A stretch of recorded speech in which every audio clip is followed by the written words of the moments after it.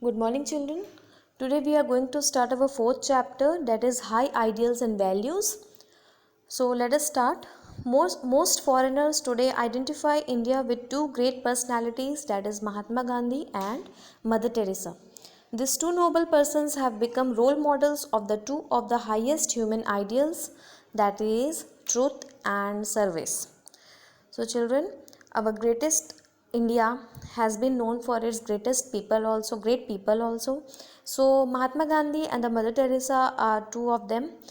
They are the noble person and become the role model of our human ideal, that is truth and service.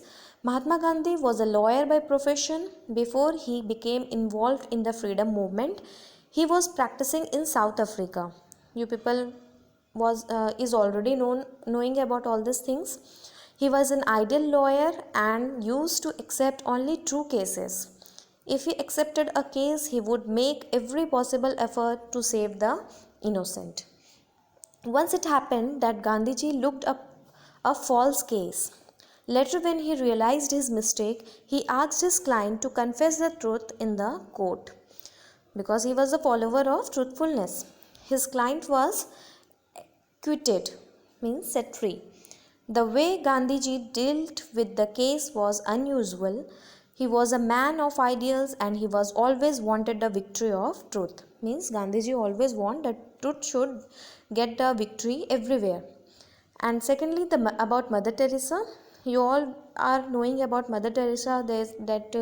She was the mother of humanity. Means she is the mother of mankind. She is the mother of everyone. Mother Teresa of Calcutta is a noble example of committed service. She left the comforts of a convent life in order to serve the poorest of the poor.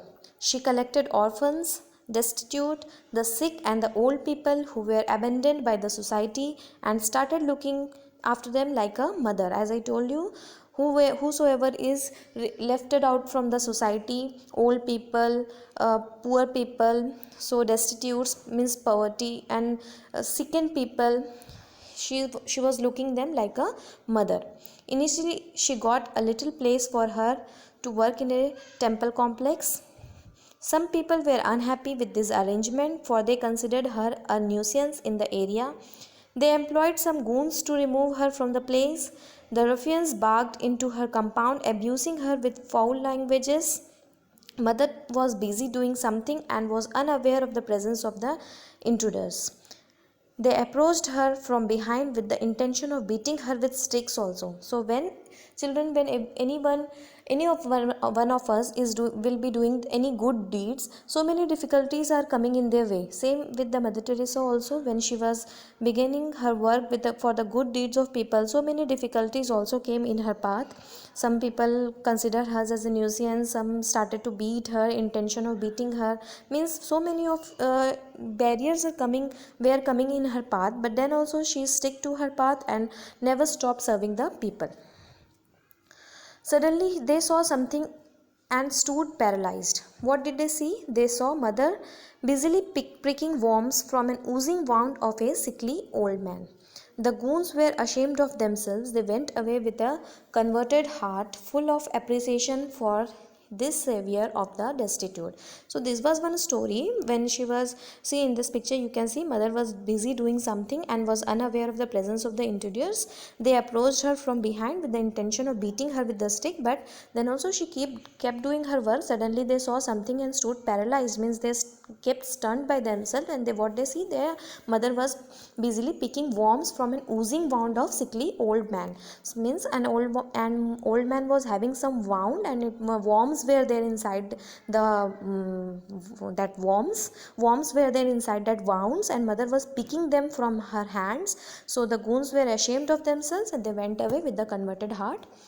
Similarly, the next paragraph is about Gautam Buddha, the founder of Buddhism. Moved to the sight of suffering people, left his wife and children in search of enlightenment.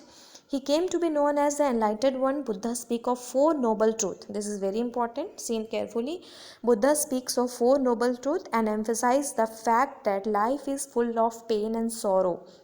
which could be removed by getting rid of all the desires. Okay, so everyone's life is having some or the other pain or sorrow, and you can be removed by getting rid of all the desire. Be satisfied what God is giving you. Okay, according to him, the first truth is the existence of sorrow. The second truth is that desire is the cause of all the sorrows or evils. And the third truth is that sorrow can be ended only by the eliminations of desires. Elimination means to delete it, means to remove it. And the fourth truth is that there must be a way to end desires and attain bliss means happiness. So these are the four noble truths of Gautam Buddha. Very important and very meaningful sentences are there. Once again, I am reading that the first one is the existence of sorrow. Second one is the desire is the cause of all existence sorrows and evils. The third one is that sorrow can be ended only by the eliminations of desire. If you remove your desire, if you do not wish anyone, you will not get any sorrowness, any sadness in the life. And the fourth truth is that there must be a way to end desires and attain happiness. You must find out that way. Okay children, for today till here only. Next class we are going to see next more about this our great personalities of India. And today in the WhatsApp link you are going to get the notes of previous chapter. Write carefully with date. Okay children, thank you.